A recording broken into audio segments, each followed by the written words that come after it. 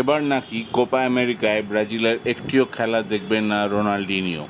হ্যাঁ, ঠিকই শুনছেন।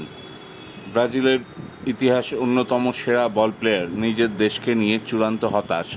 তিনি পরিষ্কার জানিয়ে দিয়েছেন তার মনে হয় এবার ব্রাজিলের কোপা আমেরিকা জয়ের কোনো সম্ভাবনা নেই।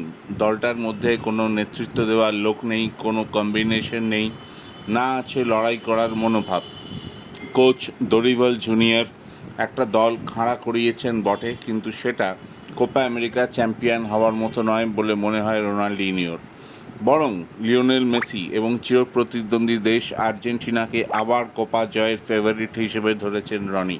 তিনি জানিয়েছেন মেসির কারণেই আবার ফেভারিট আর্জেন্টিনার সঙ্গে রয়েছেন Di Maria, Alvarez, Lautaro Martinez এবং বেশ কয়েকজন ফুটবলার।